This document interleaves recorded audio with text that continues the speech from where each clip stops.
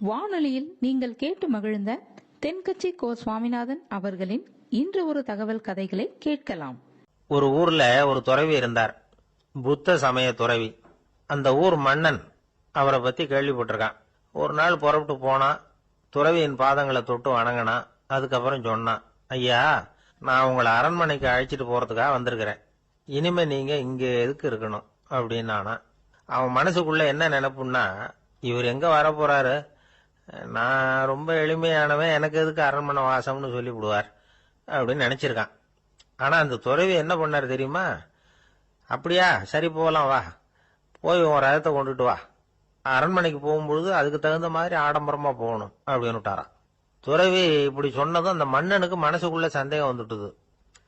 இவர் உண்மையிலேயே துறவி தானா, ஏமாத்து பேர் வழி மாதிரி தெரியுதே அப்படின்னு நினைச்சிருக்கான். இருந்தாலும் இனிமே என்ன பண்றது, சொல்லியாச்சு. ரதத்தை கொண்டுட்டு வந்தான். துறவி ஏறி உக்காந்தார். பக்கத்துல ராஜா. அவரு ரொம்ப உற்சாகமா வரார். இவன் ரொம்ப சோர்ந்து போய் வரான். துறவி மரத்தடியிலேயே வாழ்ந்து பழக்கப்பட்டவர், அரண்மனையில எளிமையா ஒரு இடத்துல உட்காந்துக்குவார் அப்படின்னு நினைச்சான். ஆனா அப்படி இல்ல. அரண்மனைக்கு வந்த உடனே அந்த துறவி அதை கொண்டுட்டு வா, இதை கொண்டுட்டு வான்னு சொல்லி உத்தரவு போட ஆரம்பிச்சுட்டார். அரண்மனையில இருந்தா அரசனை மாதிரி இருக்கணும் அப்படிங்கிறார். ராத்திரி பூரா சௌரியமா தூங்கினார். பகல்ல அரண்மனை தோட்டத்துல உலாவ வேண்டியது, நீச்சல் குளத்துல குளிக்க வேண்டியது, இப்படியே பொழுது போக்கிட்டு இருக்கிறார். அந்த அரண்மனையில துறவி மகிழ்ச்சியா இருக்கிறார். மன்னனால அப்படி இருக்க முடியல. அவருக்கு எந்த கவலையும் இல்ல, இவனுக்கு அரசாங்க கவலைகள். துறவி அப்படி இருக்கிறத இவனால தாங்கிக்க முடியல. ஒரு நாள் அவர்கிட்டே போய், நான் உங்ககிட்ட கொஞ்சம் பேசணும் நானா. துறவி பார்த்தார். நான் இந்த அரண்மனைக்கு வரும்பொழுதே நீ என்னமோ என்கிட்ட கேட்கணும்னு நினைச்ச, ஏன் காலதாமதம், நீ அனாவசியமா உன்னையே தொந்தரவு பண்ணிட்டு இருக்கிற, நீ கவலையா இருக்கேங்கிறது எனக்கு புரியுது. நான் மரத்தடியில் இருந்தப்ப கூட என்னை அடிக்கடி சந்திச்சுக்கிட்டு இருப்ப, ஏதாவது விளக்கம் கேட்கறது உண்டு. இங்க வந்த பிறகு என்னை சந்திக்கிறது கூட அபூர்வமா போயிட்டுது. நீ இப்போ என்ன கேட்க போறேங்கிறது எனக்கு தெரியும், இருந்தாலும் கேள் அப்படின்னாராம். வேற ஒண்ணும் இல்லைங்க, இப்போ உங்களுக்கும் எனக்கு என்ன வித்தியாசம், 2 பேரும் அரண்மனையில தான் இருக்கிறோம். நீங்க மகிழ்ச்சியா இருக்கிறீங்க, நான் அப்படி இருக்க முடியல. இவ்வளவுக்கும் நீங்க முன்னாடி இருந்தது மாதிரி இல்ல. தினமும் தங்க தேர் கேட்கறீங்க, உயர்தரமான ஆடைகள் அணிகிறீங்க, சுவையான சாப்பாடு.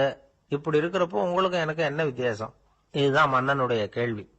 இதுக்கு பதில் சொல்றேன், என் கூட புறப்பட்டு வா, இந்த நகரத்துக்கு வெளியில போவோம் அப்படின்னு சொல்லி அரசனை கூப்பிட்டுக்கிட்டு ஊர் எல்லைக்கு சேர்ந்தார் துறவி.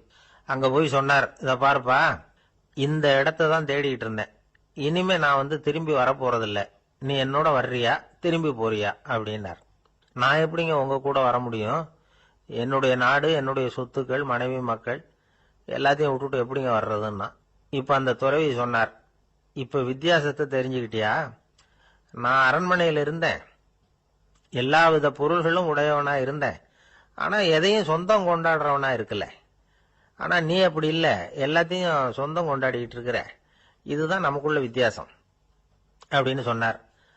அரண்மனை ஆடைகளை அப்படியே களைஞ்சார், அரசங்கிட்ட கொடுத்தார். உன்னுடைய ஆடைகளை நீயே வச்சுக்கோன்னார். அவர் பாட்டுக்கு நடந்து போனார், திரும்பியே பார்க்கல. அரசனுக்கு அப்பதான் தன்னுடைய அறியாமை விளங்குச்சான். இதுல இருந்து நாம புரிஞ்சுக்க வேண்டியது என்னன்னா, இந்த உலகத்துல எத்தனையோ பொருள்கள், அதையெல்லாம் முறையா பயன்படுத்தினா மகிழ்ச்சி. அதை விட்டுட்டு அதுக்கெல்லாம் சொந்தம் கொண்டாட ஆரம்பிச்சா கவலை. நம்ம ஆட்கள் சொந்தம் கொண்டாடுற விதமே தனி. ஒரு ஆளு இன்னொருத்தங்கிட்ட ஒரு கொடை கடன் வாங்கியிருந்தான், திருப்பி கொடுக்கல. கொடையை கொடுத்தவன் கேட்டான், என்கிட்ட கடன் வாங்கினிய கொடை, அதை கொஞ்சம் திருப்பி தர்றியான்னா. அது உனக்கு இப்போ அவசரமா தேவைப்படுதா அப்படின்னு கேட்டான் இவன். எனக்கு தேவைப்படல, அந்த கொடைய நான் யாருகிட்ட வாங்கியிருந்தேனோ அவனுக்கு இப்போ அது அவசரமா தேவைப்படுது அப்படின்னானா அந்த ஆள். அந்த ஆளுக்கு பேச தெரியாது, அவர்கிட்ட கொஞ்சம் எச்சரிக்கையா நடந்துக்கோ அப்படின்னு சொல்றது உண்டு. அப்படின்னா என்ன அர்த்தம்? அவர் இன்னமும் குழந்தையாவே இருக்கிறாரு, இன்னும் பேச்சு வரலன்னு அர்த்தம்? அப்படி இல்ல, அவருக்கு நாகரிகமா பேச தெரியலன்னு அர்த்தம். பேசுறதுங்கிறது மனுஷனால மட்டுமே முடியக்கூடிய ஒரு காரியம். அப்படி இருந்தும் அதோட பெருமையை அவன் இன்னமும் சரியா புரிஞ்சுக்கலன்னு தான் சொல்லணும். அதனாலதான் அவன் அளவுக்கு அதிகமா வார்த்தைகளை கொட்டி போடுறான். அதுக்கப்புறம் அதையெல்லாம் திருப்பி அள்ள முடியாம கிடந்து கஷ்டப்படுறான். கொட்டுன வார்த்தையை அள்ள முடியுமா?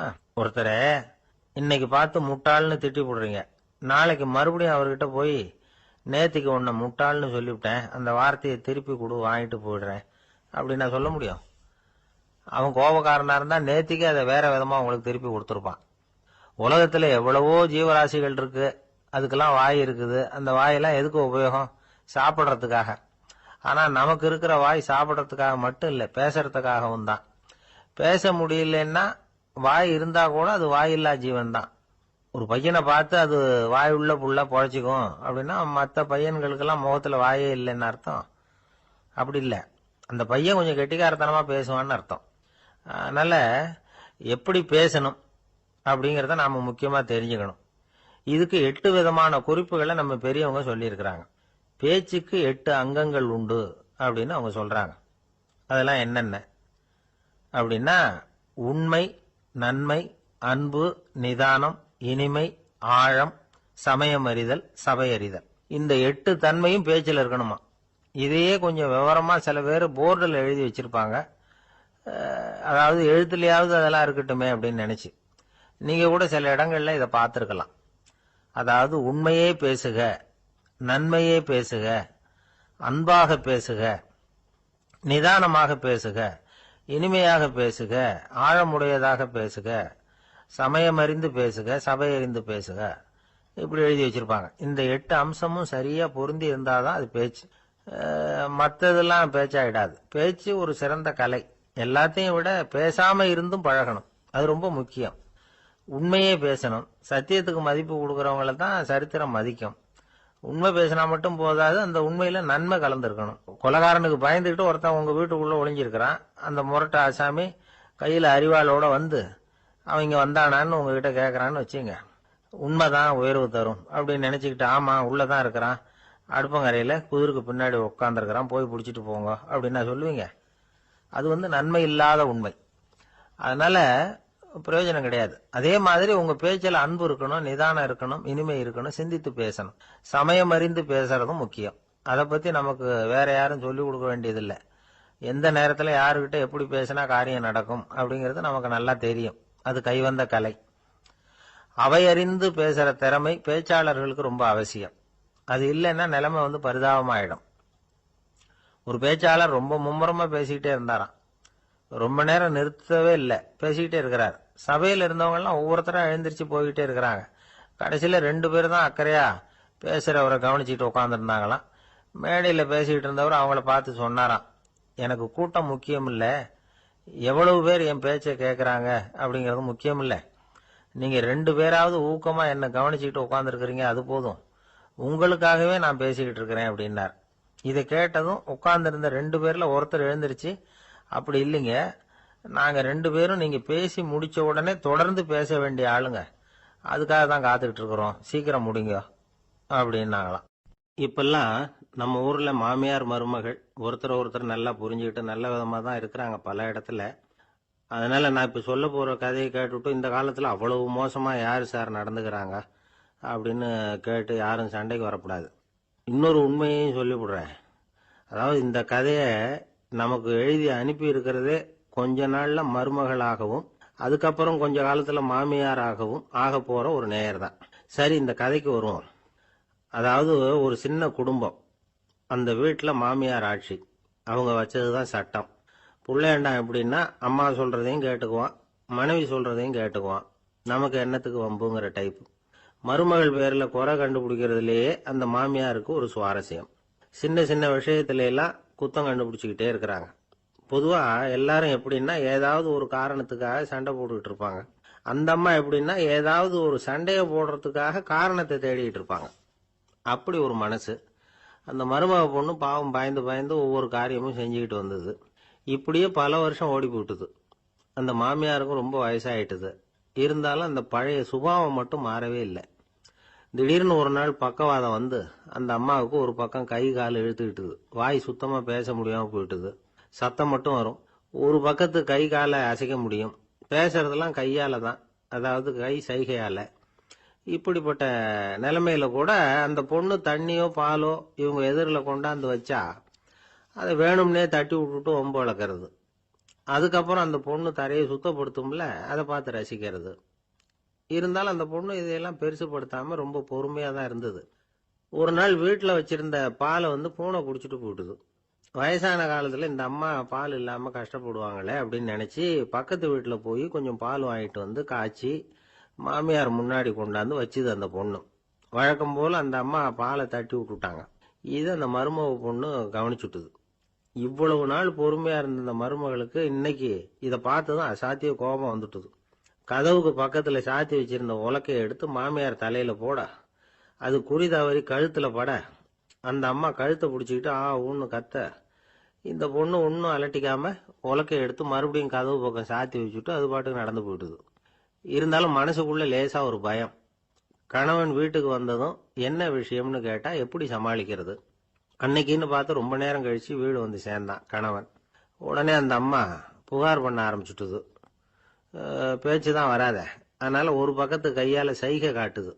கதவுக்கு பக்கத்துல இருந்த உலக்க பக்கமா கையை நீட்டி காட்டி, அப்படியே அந்த கைய தன் கழுத்துக்கு பின்பக்கமா சுத்தி காட்டி, நாக்க வெளியில நீட்டி நடந்த விஷயத்த புரிய வைக்கிறதுக்கு முயற்சி பண்ணுது.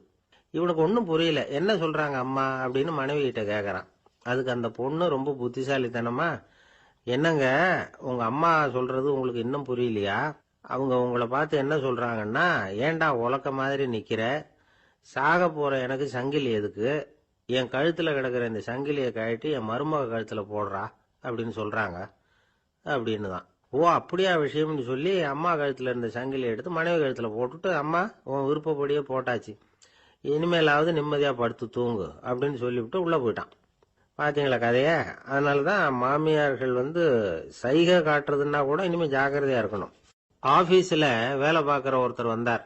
பேசாம ஒரு 10 நாள் லீவு போட்டுடலாமா பாக்குறேன் அப்படின்னார். ஏன்னு கேட்டோம். என்னுடைய மேலதிகாரி ஒரு முசுடு சார், அவர்கிட்ட வேலை பார்க்கறது ரொம்ப கஷ்டமா இருக்குது அப்படின்னார். ஆபீஸ்ல வேலை பார்க்கறவங்க எல்லாம் ஒரு விஷயத்த நல்லா ஞாபகத்துல வச்சுக்கணும். மேலதிகாரிங்கிறவர் ஒரு பெரிய மகான் இல்ல, அவரும் ஒரு மானிட பிறவிதான். சராசரி மனுஷனுக்குள்ள பலம் பலவீனம் ரெண்டும் அவருக்கும் உண்டு. அதனால அவரை கொஞ்சம் அனுசரிச்சு போறதுக்கு பழகிறது தான் நல்லது. மேலதிகாரிகள்ல பல வகை உண்டு. அதுல முக்கியமா 3 வகை. அதுல ஒரு வகை எப்படி தெரியுமா? உங்களை ஒரு வேலை செய்யற மெஷினா மட்டுமே நினைக்கக்கூடிய வகை. இவங்கெல்லாம் எப்படின்னா, எங்கேயாவது வெளியூர் போயிருந்தா கூட அங்கிருந்து போன் பண்ணுவாங்க, அந்த வேலை என்னாச்சு இந்த வேலை என்னாச்சு அப்படின்னு. இவங்களுக்கெல்லாம் உங்க நலனை பத்தியோ உங்க குடும்பத்தை பத்தியோ அக்கறை இருக்காது. நீங்க சொல்ற யோசனை எதுவும் இவங்க கிட்ட எடுபடாது. கொடுத்த வேலையை பாரு, நீ எனக்கு புத்தி சொல்ல வேணாம் அப்படிம்பாங்க. இவங்களை அனுசரிச்சு போறதுக்கு ஒரே வழி, இவங்க எதை சொன்னாலும் சரின்னு சொல்லிவிட்டு வேலையை கவனிக்க வேண்டியதுதான். இவங்க கிட்ட வேற எந்த கேள்வியும் கேட்டுக்கிட்டு இருக்கக்கூடாது. ஆமா சாமி போடுறது கௌரவ குறைச்சல் இல்ல, அது ஒரு அலுவலக சௌகரியம், அவ்வளவுதான். இன்னொரு வகையான மேலதிகாரிகள் எப்படி தெரியுமா? இவங்கெல்லாம் ஆபீஸ் வேலையை பத்தி அதிகமா கவலைப்பட்டுக்கிட்டு இருக்க மாட்டாங்க. தங்களுடைய சொந்த இமேஜ் பாதிக்கப்படக்கூடாதுங்கிறதுலயே கவனமா இருப்பாங்க. இவங்கெல்லாம் அடிக்கடி உங்க நலனை விசாரிப்பாங்க. அதே மாதிரி நீங்களும் அவரை விசாரிக்கணும்னு எதிர்பார்ப்பாங்க. இந்த ரக அதிகாரிகளுக்கெல்லாம் புது வருட வாழ்த்து அனுப்பலாம், பிறந்த நாள் வாழ்த்து அனுப்பலாம். அவருக்கு எங்கேயாவது ஒரு பாராட்டு விழா நடந்தா முதல் வரிசையில போய் உட்காந்து உங்க முகத்தை காட்டலாம். ஆபீஸ் வேலையை மட்டுமே பாக்குற பணியாளர்கள் இது மாதிரி அதிகாரிகள் கிட்ட நல்ல பேர் வாங்க முடியாது. இன்னொரு வகையான மேலதிகாரிகள் உண்டு. அவங்க எப்படின்னா, ஆபீஸ் வேலையை பத்தியும் கவலைப்பட மாட்டாங்க, தனக்கு கீழே வேலை பார்க்கறவங்கள பத்தியும் கவலைப்பட மாட்டாங்க. எக்காரணம் கொண்டும் தன்னுடைய பொசிஷனுக்கு ஆபத்து வந்துடக்கூடாதுன்னு நினைக்கக்கூடியவங்க இவங்க. இவங்களால கடுமையான வேலை செய்யவும் முடியாது, தீர்மானிக்கவும் முடியாது. எந்த முடிவையும் எடுக்காம அப்படியே தள்ளி போட்டுக்கிட்டே போடுவாங்க எல்லாத்தையும். இதனால என்ன ஆகும்னா, இவருக்கு கீழே வேலை பார்க்கிற உங்களுக்கு பொறுப்பு அதிகமாயிடும். இவங்க கிட்ட போய் பிரச்சனையை மட்டும் சொல்லி பிரயோஜனம் இல்லை, அதுக்கான முடிவுகளை நீங்களே சொல்லணும். அப்பதான் இது மாதிரி அதிகாரிகள் கிட்ட நல்ல பேர் வாங்கலாம். அட்லீஸ்ட் கெட்ட பேர் வாங்காமலாவது காலம் தள்ளலாம். ஆபீஸ்ல வேலை பார்க்கறவங்க முக்கியமா சில விஷயங்களை ஞாபகத்துல வச்சுக்கணும். ஆபீஸ்ல நடக்கிற நல்லது கெட்டது எதுவா இருந்தாலும் உடனடியா மேலதிகாரி கிட்ட தெரிவிக்கிறது நல்லது.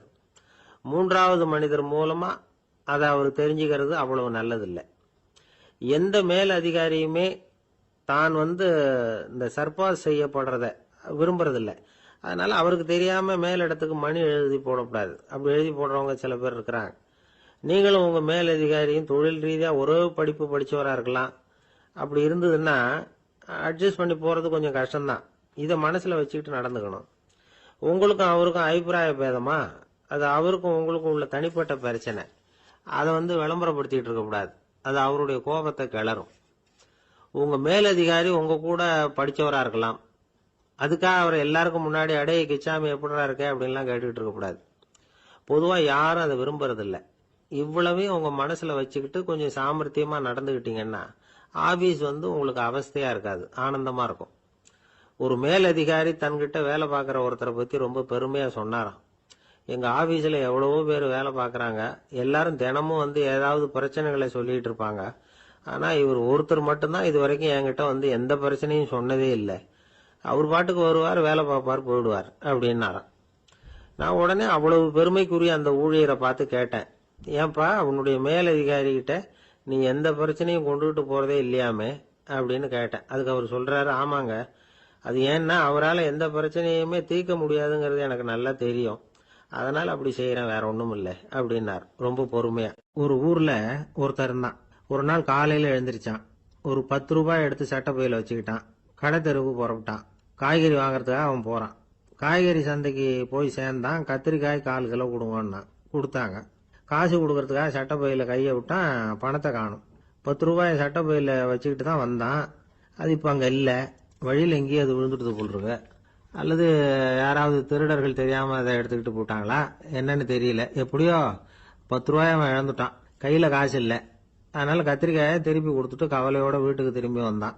அதையே நினைச்சுக்கிட்டு இருந்தான். அவனுக்கு துக்கம் அதிகமா போச்சு, அழ ஆரம்பிச்சுட்டான். காய்கறிகள் வாங்கிட்டு ஆனந்தமா சமைச்சு சாப்பிடலாம்னு நினைச்சோம், அது முடியாம போச்சேங்கிற கவலை அவனுக்கு. அதனால அதை மறக்கவே முடியல. இது நடந்து கொஞ்ச நாள் ஆச்சு. அதே மனுஷன் இன்னொரு நாள் அதே மாதிரி புறப்பட்டான். பணத்தை எடுத்து பையில வச்சுக்கிட்டான். காய்கறி சந்தையை நோக்கி போய்கிட்டு இருக்கிறான். இப்போ வழியில ஒரு ஏழை பையனை பார்த்தான். தம்பி எங்க போற அப்படின்னு கேட்டான். ஐயா பள்ளிக்கூடத்துக்கு போயிட்டு இருக்கிறேன் அவன். சரி, அதுக்கே இவ்வளவு கவலையோட போயிட்டு இருக்கிற அப்படின்னு விசாரிச்சான் அவன். ஐயா நான் ரொம்ப ஏழை, வீட்டுல வசதி இல்லை, பரீட்சைக்கு பணம் கட்டணும், இன்னைக்கு கடைசி நாள், என்ன செய்யறதுன்னு தெரியலன்னா. இவன் பார்த்தான். தாங்கிட்ட இருக்கிற பணத்தை எடுத்து அந்த பையன்கிட்ட கொடுத்தான். இதை வச்சுக்கோ, உடனே பணத்தை கட்டு, நல்லா படி, பரீட்சை எழுது அப்படின்னு சொல்லிவிட்டு திரும்பி வந்துட்டான். வெறுங்கையோட திரும்பி வந்தும் வீட்டுல கேக்குறாங்க எங்க காய்கறின்னு வழக்கம் போல கேட்டாங்க. இவன் நடந்ததை சொன்னான். இப்போ வீட்டுல இருந்தவங்க அவங்கிட்ட ஒரு கேள்வி கேட்டாங்க. ஏங்க இதே மாதிரி முன்னாடி ஒரு தடவை காய்கறி வாங்க போய் வெறுங்கையோட திரும்பி வந்தீங்க, இப்பவும் வெறுங்கையோட தான் திரும்பி வந்திருக்கிறீங்க, ஆனா முன்னாடி வந்தப்போ வருத்தமா இருந்தீங்க, இப்போ உங்க முகத்துல வருத்தம் தெரியலையே அப்படின்னு கேட்டிருக்கிறான். அதாவது வீட்டுல இருக்கிறவங்க கேட்டாங்களாம். இப்போ அந்த மனுஷன் யோசிக்க ஆரம்பிச்சானா, இந்த 2 நிகழ்வுகளுக்கு என்ன வித்தியாசம்? போன தடவை அவன் பணத்தை இழந்தான், இந்த தடவை அவன் பணத்தை இழந்திருக்கிறான். போன தடவை யாரோ திருடிட்டு போயிட்டாங்க, இந்த தடவை அவனாவே ஒரு பையன் பேர்ல இறக்கப்பட்டு எடுத்து கொடுத்துருக்கிறான். அன்னைக்கு பணம் போயிட்டுதேன்னு வருத்தமா இருந்தது, இன்னைக்கு பணம் போனாலும் மனசுக்கு மகிழ்ச்சியா இருக்கு, நிறைவா இருக்கு. கொஞ்சம் யோசிச்சு பாருங்க. பணத்தை இழந்தது மகிழ்ச்சிக்கோ வருத்தத்துக்கோ காரணமா இருக்க முடியாது. அப்படின்னா வேற எது காரணம்? அன்றைக்கு பணத்தை இழந்துட்டேன்னு அழுதான், இன்றைக்கு பணத்தை இழந்தாலும் மகிழ்ச்சியா இருக்கிறான். ஆகவே மகிழ்ச்சிக்கும் துக்கத்துக்கும் இழப்பு காரணம் அல்ல, இழப்பு பற்றிய நம்முடைய அறிவு தான் காரணம் அப்படிங்கிறது பெரியவர்களுடைய கருத்து. எந்த பொருளும் நமக்கு கவலையை உண்டு பண்றதில்ல, அந்த பொருள் பேர்ல நாம வைக்கிற பற்று தான் கவலையை உண்டு பண்ணுது. பொருள்கள் நம்ம விட்டுட்டு போயிட்டா நாம அழுதுகிட்டு இருக்கிறோம், நாமே அதுகளை விட்டுட்டு வந்துட்டா மகிழ்ச்சியா இருக்கிறோம். இந்த உண்மையை புரிஞ்சுக்கிட்டு நம்முடைய வாழ்க்கையை நல்ல விதமா அமைச்சுக்கணும். ஒரு ஆள் அழுதுகிட்டு இருந்தான். ஏண்டா அழுகுறேன்னு கேட்கிறார் ஒருத்தர். இழக்கிறதுக்கு எதுவும் இல்லை, அதனால அழறேன்னா. என்னடா சொல்றேன்னார். கிட்ட வாங்க சொல்றேன்னா. இந்த மணி பர்ஸை வேற ஒருத்தன் பாக்கெட்ல இருந்து திருடுனேன், அப்புறம் தான் புரிஞ்சுது அவங்கிட்ட இழக்கிறதுக்கு எதுவும் இல்லைங்கிறது. ஆமாங்க, இது காலி பர்ஸ், அதனால இப்ப அழுதுகிட்டு இருக்கிறேன், திருடியும் பிரயோஜனம் இல்லை அப்படின்னு சொல்லிவிட்டு அழுதானா. ஒரு ஊர்ல ஒரு புகழ்பெற்ற பத்திரிகையாளர் இருந்தார். அவர் ஒரு நாள் திடீர்னு இறந்து போயிட்டார். அதுக்கப்புறம் நேரா சொர்க்கத்துக்கு போனார். சொர்க்கத்தின் வாசல்ல நின்றுகிட்டு இருந்த ஒருத்தர் அவரை தடுத்தார். இதோ பாரு, ஏற்கனவே இங்க 12 பத்திரிகையாளர்கள் இருக்கிறாங்க, அவங்களுக்கே இங்க வேலை இல்லை. அதுக்கு என்ன காரணம்னா, சொர்க்கத்துல திடுக்கிடும் செய்திகள்லாம் ஒன்றும் கிடையாது, அப்படி என்ன இருக்க போகுது இங்க எல்லாம் அது ஒழுங்கா நடந்துகிட்டு இருக்கும். எல்லாம் ஒழுங்கா நடந்தா பத்திரிகைகளுக்கு சுவாரஸ்யமான கொலை கொள்ளை தீ வைப்பு இது மாதிரி எதுவும் இங்க இல்லை. ஏற்கனவே இங்க இருக்கிறவங்க எல்லாரும் மரத்தடியில் உட்காந்துக்கிட்டு தியானம் பண்ணிட்டு இருக்கிறாங்க. அந்த ஒரே செய்தி தான் தினமும் இங்க வந்துகிட்டு இருக்குது. அதை படிக்கிறதுக்கே இங்க ஆள் கிடையாது.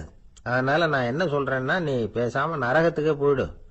அங்க எவ்வளவோ நிகழ்ச்சிகள் நடந்துகிட்டு இருக்கு, அங்கதான் அதிகமான பத்திரிகையாளர்கள் தேவைப்படுறாங்க, அங்க உனக்கு நிறைய வேலை இருக்கும். அதை செய்யறதில்ல, நீயும் மகிழ்ச்சியா இருக்கலாம் அப்படின்னு சொன்னாராம். அங்க அந்த சொர்க்கத்தின் வாசல்ல நின்றுட்டு இருந்தவர். இந்த பத்திரிகையாளர் அங்கேயே நின்று கொஞ்சம் யோசனை பண்ணார்.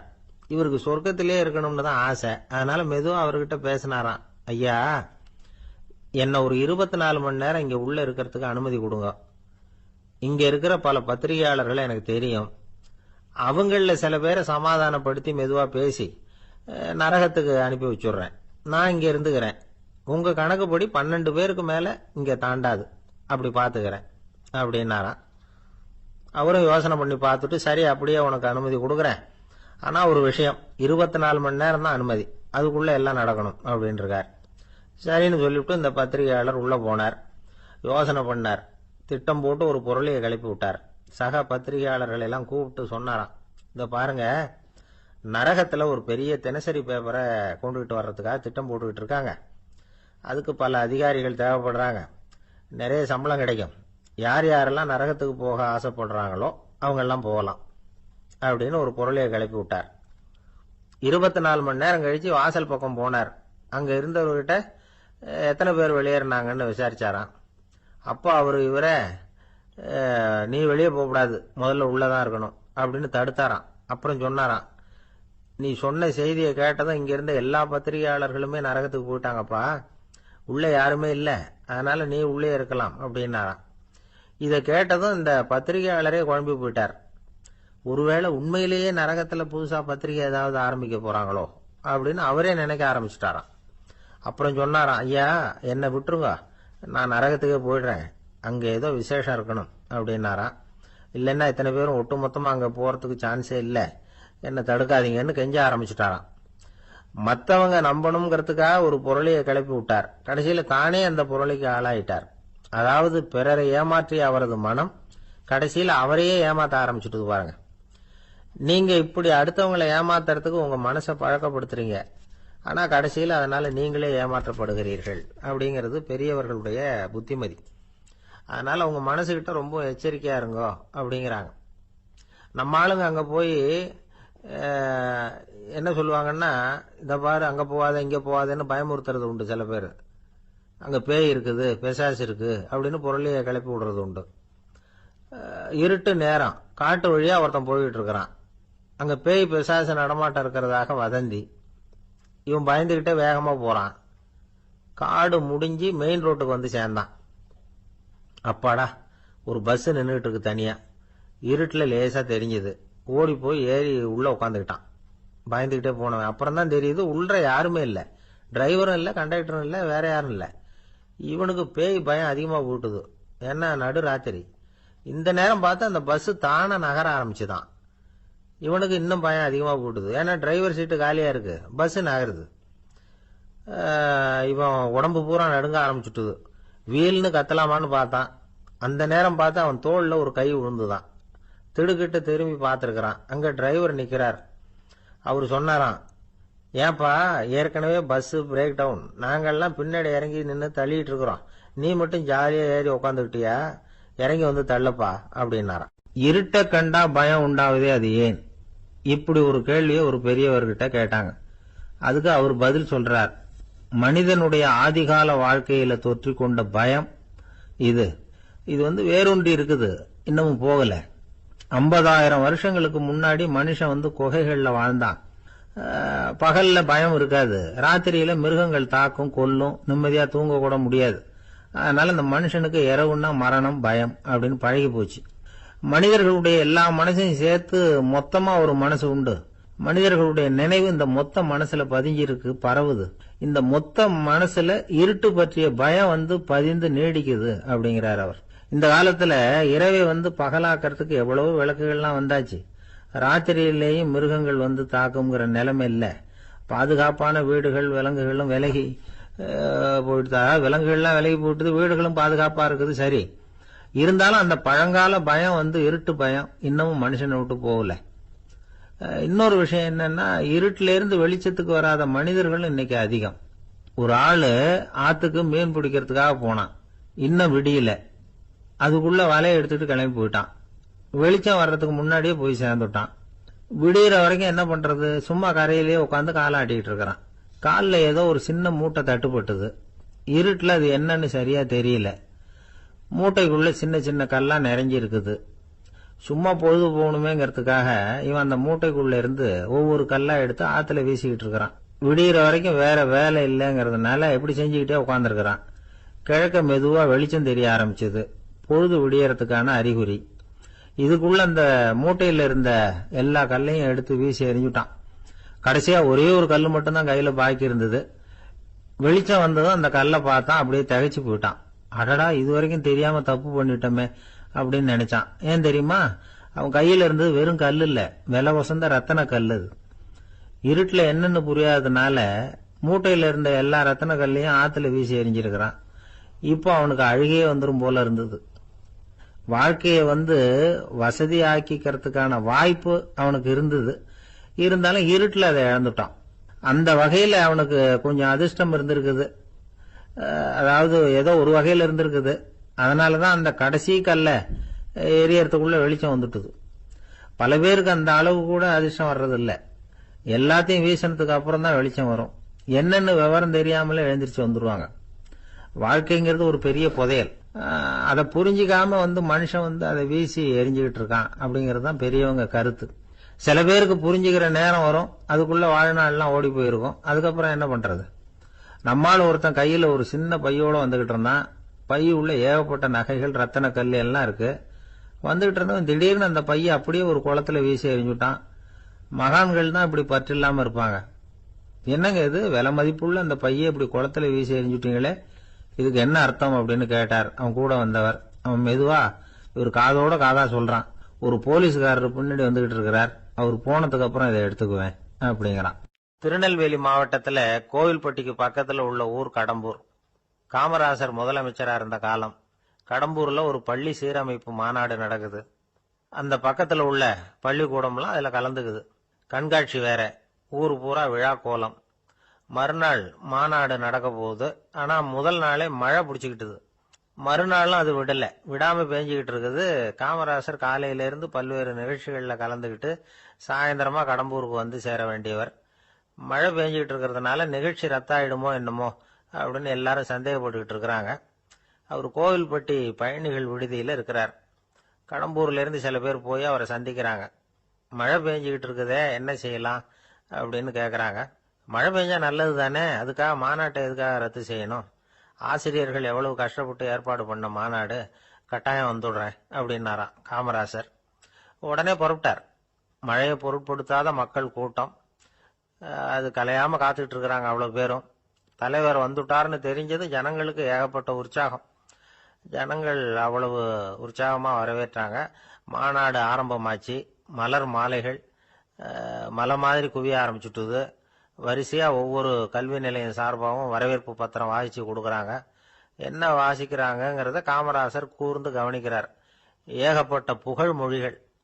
ரொம்ப பாராட்டி புகழ்ந்து என்னென்னமோ வாசிச்சுக்கிட்டு இருக்கிறாங்க. கொடை வள்ளலே, குணக்குன்றே, மலையே, கடலே, இப்படி தமிழ் மொழியில பாராட்டுறதுக்கு எத்தனை வார்த்தைகள் உண்டோ அத்தனையும் அதுல சேர்த்திருக்கிறாங்க. காமராசர் பொறுமை இழந்துட்டார். போதும் போதும், உங்க எல்லாரையும் பார்த்து 2 வார்த்தை பேசிட்டு போறதுக்காக தான் நான் வந்திருக்கிறேன். எல்லாரும் மழையில சிரமப்பட்டு நின்றுகிட்டு இருக்கிறீங்க. இப்படி என்ன புகழ்ந்து படிச்சுக்கிட்டே இருந்தா எப்படி அப்படின்னாராம். அதுக்கப்புறம் பேசி முடிச்சிருக்கிறார். மாநாட்டு நிகழ்ச்சிகள் முடிஞ்சதும் இன்னொரு நிகழ்ச்சியில கலந்துக்கிறதுக்காக புறப்பட்டாராம். ஒரு திறந்த ஜீப்ல அவரை ஊர்வலமா அழைச்சிக்கிட்டு போயிருக்கிறாங்க. தெருவில் 2 பக்கமும் ஏகப்பட்ட கூட்டம். அங்கங்க ஜீப்பை நிறுத்தி ரோஜா மாலை, ஜருக மாலை இப்படி போட்டுக்கிட்டே இருக்கிறாங்க. அதையெல்லாம் அப்படி அப்படியே வாங்கி அங்கங்க நின்றுகிட்டு இருந்த குழந்தைகள்கிட்டையும் தாய்மார்கள்கிட்டையும் கொடுத்துக்கிட்டே போறார். அந்த சமயத்துல கூட்டத்துக்கு அப்பால ஒரு பெரியவர் கையில ஒரு மல்லிகை சரத்தோட நின்றுட்டு இருக்கிறார். அவரால் முண்டி அடிச்சுக்கிட்டு முன்னால வர முடியல. காமராசர் இதை கவனிக்கிறார். அவ்வளவுதான், உடனே நிறுத்தப்பா வண்டிய அப்படிங்கிறார். ஜீப்பு நிக்குது. டிரைவரை பார்த்து, அதோ பார், அங்க ஒருத்தர் நிக்கிறார் பார், அவர் இங்க அழைச்சிட்டு வா அப்படின்னாராம். கூட்டம் வழி விடுது. அந்த பெரியவரை கிட்டத்துல அழைச்சிட்டு வர்றாங்க. காமராசர் அவரை பார்த்து, வாங்க வாங்க, நல்லா இருக்கீங்களா அப்படின்னு சத்தம் போட்டு உற்சாகமா விசாரிக்கிறாராம். பெரியவர் கண்கள்ல கண்ணீர். பேச்சு வரல. மல்லிகை சரத்தை அவருக்கு போடுறார். கொஞ்ச நேரம் அவர்கிட்ட பொறுமையா பேசிக்கிட்டு இருந்துட்டு அவரை அனுப்பி வைக்கிறார் காமராசர். பெரியவர் போனதுக்கு அப்புறம் காமராசர் பக்கத்துல இருந்தவங்க கிட்ட சொல்றார் அந்த பெரியவரை பத்தி. அந்த காலத்துல ரொம்ப கஷ்டப்பட்டவர் இவரு. ஜெயிலுக்கு போனவர் அப்படின்னு ரொம்ப உருக்கமா நெகிழ்ந்து போய் சொல்றார். இதுல ஒரு விஷயத்தை கவனிங்க.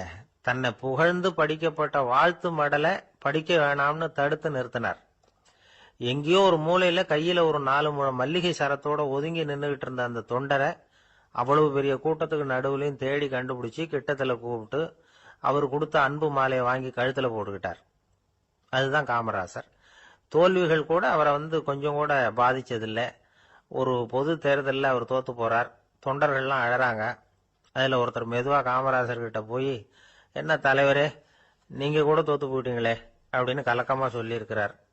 அதுக்கு காமராசர், நான் கூட தோத்து போறதுக்கு பேர் தான்ப்பா ஜனநாயகம் அப்படின்னாராம். ஒரே ஒரு ஊர், அந்த ஊருக்கு பேரு கொடையாளிப்பட்டி. அந்த பேருக்கு தகுந்த மாதிரி தான் அந்த ஊர் மக்களும். யார் என்ன கேட்டாலும் இல்லைன்னு சொல்லாம கொடுப்பாங்க. கொடையாளிகள் நிறைந்த ஊர். இனாமா மட்டும் இல்ல, கடனாவும் பணம் கொடுப்பாங்க. யாருக்காவது அவசரமா பணம் தேவைப்பட்டதுன்னு வச்சுக்கோங்க, அந்த ஊருக்கு போய் வாங்கிக்கலாம். பத்திரம் தேவையில்லை, சாட்சி தேவையில்லை, ஜாமீன் தேவையில்லை, எந்த உத்தரவாதமும் கேட்காம பணம் கொடுத்துருவாங்க. நம்மால் ஒருத்தனுக்கு பணம் தேவைப்பட்டது. சொந்த பந்தம்லாம் கேட்டு பார்த்தா யாரும் கொடுக்கற வழியா தெரியல. எல்லாரும் அவங்கவுங்க சௌரியத்தை பாக்குறவங்க, அடுத்தவங்க சௌரியத்தை பத்தி கவலைப்படாதவங்க. இவன் எல்லாரையும் கேட்டு பார்த்துட்டு சோர்ந்து போய் உக்காந்துட்டான். அந்த நேரம் தான் கொடையாளிப்பட்டியை பத்தி கேள்விப்பட்டான். அப்படி ஒரு ஊர் இருக்கிறது தெரிஞ்சதும் அந்த ஊருக்கு வழி கேட்டுக்கிட்டு ஒரு நாள் புறப்பட்டு போனான். வயல்காட்டு வழியா போக வேண்டியிருந்தது. மெதுவா நடந்து ஊர் எல்லைக்கு வந்துட்டான். 2 பக்கமும் விவசாய வேலைகள் மும்முரமா நடந்துகிட்டு இருக்குது. ஏறு உழுதுகிட்டு இருக்கிறாங்க.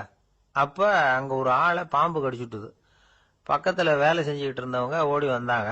அவசரமா செய்ய வேண்டிய முதல் உதவியெல்லாம் செஞ்சு பார்த்தாங்க. பலன் இல்லை. அந்த ஆள் செத்து போட்டான். அவன் செத்து விட்டான்னு தெரிஞ்சதும் அவனை தூக்கி வரப்பு மேல போட்டுட்டு எல்லாரும் அவங்கவுங்க வேலையை கவனிக்க ஆரம்பிச்சிட்டாங்க. அங்க ஒரு ஆளு இவனை பார்த்து சொன்னான், ஐயா, நீங்க போற வழியில இவன் சொந்தக்காரன், இவனுக்கு சோறு கொண்டுகிட்டு வருவான், இவன் இங்க செத்துட்டான்னு அவன்கிட்ட சொல்லிவிடுங்க அப்படின்னா. இவனுக்கு ரொம்ப ஆச்சரியம். என்னடா இது, பாம்பு கடிச்சுட்டுதுன்னதும் பதறி அடிச்சுக்கிட்டு ஓடி வந்தாங்க, செத்துட்டான்னதும் பேசாம தூக்கி போட்டுட்டு போயிட்டாங்க அப்படின்னு நினைச்சுக்கிட்டே நடந்து போறான். எதிரில் சோறு கொண்டுகிட்டு ஒரு ஆள் வந்தான். இவன் விவரத்தை சொன்னான். அங்க உங்க சொந்தக்காரன் பாம்பு கடிச்சு செத்து போட்டான் அப்படின்னா. அவன் கொஞ்ச நேரம் அமைதியா நின்னான். அதுக்கப்புறமா அங்கேயே வரப்புல உட்காந்து கொண்டுகிட்டு வந்த சோத்தை தானே சாப்பிட்டு முடிச்சான். பேசாம எழுந்திரிச்சு திரும்பி போயிட்டான். கொஞ்சம் கூட பதறல, அழல. இப்படியும் ஒரு ஊரா அப்படின்னு நினைச்சு ஆச்சரியப்பட்டுக்கிட்டே இவன் ஊருக்குள்ள போனான். ஒரு பெரிய மனுஷனை பார்த்து பணம் கேட்டான். அவரும் இவனோட பேரையும் ஊரையும் மட்டும் விசாரிச்சுக்கிட்டு தேவையான பணத்தை கொடுத்துட்டார். பணத்தை வாங்கிட்ட பிறகு தன்னுடைய மனசை அரிச்சுக்கிட்டு இருந்த அந்த விஷயத்தை பத்தி கேட்டான். ஐயா, வழியில ஒருத்தன் செத்துட்டான், அவனை அப்படியே தூக்கி வரப்புல போட்டுட்டு எல்லாரும் வயல்வெளி வேலைகளை பார்த்துக்கிட்டு இருக்கிறாங்களே அப்படின்னா. இதுக்கு அந்த பெரியவர் சொன்னார், ஆமா, அப்படித்தான் செய்வோம். வேலை முடிஞ்சு வீட்டுக்கு திரும்புறப்ப அவனை தூக்கிட்டு வந்து அடக்கம் பண்ணிடுவோம் அப்படின்னார். ரொம்ப ஆச்சரியமா இருக்கு அப்படின்னா. ஏன் உங்க ஊர்ல யாராவது செத்துட்டா என்ன பண்ணுவீங்க அப்படின்னு கேட்டார். என்ன இப்படி கேக்குறீங்க, எங்க ஊர்ல எல்லாம் பணத்தை தூக்க விட மாட்டாங்க, ஒப்பாரி வைப்பாங்க, கட்டி புரண்டு அழுது புலம்பி தீத்துருவாங்க அப்படின்னா. இவன் பெரியவர் பார்த்தார். அவங்கிட்ட கொடுத்த பணத்தை லபக்குன்னு பறிச்சுக்கிட்டார். திருப்பி வாங்கிட்டார். இவன் பதறி போய் நிக்கிறான். அவரு சொன்னார், பணத்தையே விட மாட்டேன்னு கட்டுப்பிடிச்சு அழுதா நான் கொடுத்த பணத்தை மட்டும் எப்படி திருப்பி கொடுக்க போற, போயிட்டு வா அப்படின்னு விரட்டி விட்டாராம். இந்த கதையை நண்பர் ஒருத்தர் சொன்னார். கதை வேடிக்கையா தெரிஞ்சா கூட இதுல கருத்து உண்டு. பணம் பிணம் இது ரெண்டையுமே விடுறதுக்கு அவ்வளவு சுலபமா மனம் வர்றதில்லை. இந்த 2 விஷயங்கள்லயும் அறிவார்ந்த செயல்பாடு தேவை. ஒரு பேருந்து மரத்துல மோதி விட்டது. எல்லாரும் அடிபட்டு முனைகிட்டு கிடக்குறாங்க. டிரைவர், கண்டக்டர் இவங்களுக்கும் அடி. அவங்களும் ஒரு பக்கம் கிடக்குறாங்க. ஒரு மூலையில கிடக்கிற ஒருத்தன் மெதுவா முக்கி முனகி கண்டக்டர்னு சத்தம் போடுறான். கண்டக்டர் மெதுவா நகர்ந்து அவங்கிட்ட போய் என்னன்னு விசாரிக்கிறார். அவன் ரொம்ப சிரமப்பட்டு வாயை திறந்து ஒரு 15 காசு சில்லற பாக்கி அப்படின்னானா. ஒரு கடற்கரை ஓரம், அங்க ஒரு சின்ன கிராமம். அந்த கிராமத்துல ஒரு சின்ன பள்ளிக்கூடம். கடற்கரை ஓரத்துல உள்ள ஒரு விடுதியில ஓய்வுக்காக ஒருத்தர் வந்து தங்கி இருக்கிறார். பள்ளிக்கூடத்துல ஏதோ விழா நடக்கிறது மாதிரி தெரிஞ்சது. உடனே அவர் அந்த பக்கமா வந்தார். இங்க என்ன நடக்குதுன்னு விசாரிச்சார். பள்ளி ஆண்டு விழா நடக்குதுன்னாங்க. உடனே போனார். கண்காட்சி ஒன்று வச்சிருந்தாங்க. உள்ள போய் பார்த்தார். பள்ளிக்கூடத்தில் படிக்கிற மாணவர்களை சொந்தமா தயார் பண்ண பொருள்களை காட்சிக்கு வச்சிருக்கிறாங்க. அந்த ஊர் மக்கள்லாம் அதை கூட்டம் கூட்டமா போய் பார்த்துக்கிட்டு இருக்கிறாங்க. இவரும் ஆர்வமா அதையெல்லாம் பார்த்துக்கிட்டே போறார். ஒரு இடத்துல ஒரு சின்ன ரயில் செஞ்சு வச்சிருந்தாங்க, மாணவர்களே தயார் பண்ணது. மின்சாரத்தால் அது ஓடுறது மாதிரி பண்ணி வச்சிருந்தாங்க. அதுல ஒரு சின்ன பொத்தான் இருக்கும், அதை அமுக்குனா ரயில் ஓடும், சுத்தி சுத்தி வரும். மாணவர்கள் எதிரில் நின்று அதுக்கு விளக்கம் கொடுத்துக்கிட்டு இருக்கிறாங்க. இவரு அதை கவனிச்சார், ரயில் ஓடுறத பார்த்தார். அங்க நின்றுகிட்டு இருந்த மாணவர்கள் கிட்ட விளையாட்டா கேட்டார், ஏன்பா இந்த ரயில் எதனால ஓடுது அப்படின்னு கேட்டார். இவரு சக்தியினால ஓடுது அப்படின்னாங்க மாணவர்கள். அது என்ன சக்தின்னு கேட்டார். அதுக்கு பேரு மின்சாரம் அப்படின்னாங்க. சரி, நீங்க மின்சாரத்தை பார்த்துருக்கிறீங்களா அப்படின்னார். நாங்க பார்த்தது இல்லைங்க, ஆனா இதை செய்யறதுக்கு எங்களுக்கு உதவி பண்ண ஆசிரியர் ஒரு பட்டதாரி, ஒரு காலம் அவர் பார்த்துருக்கலாம் அப்படின்னாங்க. அவர் எங்க இருக்காருன்னு கேட்டார். இதோ அழைச்சிட்டு வர்றோம்னு ஓடினாங்க. அவர் அழைச்சிட்டு வந்தாங்க. அவர்கிட்ட ஒரு பெரியவர் கேட்டார், மின்சாரத்தை நீங்க பார்த்துருக்கிறீங்களா அப்படின்னு. மின்சாரத்தை பார்க்கறதாவது நான் பார்த்ததே இல்லை. நான் பார்த்தது அது செயல்படுற விதத்தை தான். அது விளக்க எரிய வைக்குது, ரயில ஓட வைக்குது, இது மாதிரி எத்தனையோ எந்திரங்களை செயல்பட வைக்குது. ஆனா உண்மையிலேயே அது என்னன்னு எனக்கு தெரியாது. ஒருவேளை இந்த பள்ளிக்கூடத்து தலைமை ஆசிரியருக்கு தெரிஞ்சிருக்கலாம், ஏன்னா அவர் ஒரு மேல்நிலை பட்டதாரி அப்படின்னாராம் அவரு. சரின்னு போய் தலைமை ஆசிரியரை கூப்பிட்டுக்கிட்டு வந்தாங்க. அவர்கிட்டயும் இதே கேள்வி கேட்டாராம் அவரு. மன்னிக்கணும், இந்த கேள்வி இதுவரைக்கும் யாரும் என்கிட்ட கேட்டதில்ல. சக்தியை யாரும் பார்க்க முடியாது, ஆனா அது செயல்படும் விதத்தை தான் பார்க்க முடியும் அப்படின்னாராம் அவரு. இப்போ இதுவரைக்கும் கேட்டுக்கிட்டு இருந்த பெரியவர் சிரிச்சார். சிரிச்சுட்டு சொன்னாராம், சரி அதுக்காக ஒன்றும் கவலைப்படாதீங்க, என்னுடைய பெயர் தாமஸ் ஆல்வா எடிசன் அப்படின்னாராம். இதை கேட்டதும் அங்க இருந்தவங்களுக்கெல்லாம் அதிர்ச்சி, ஆச்சரியம். என்னது, நீங்க தானா எடிசன்?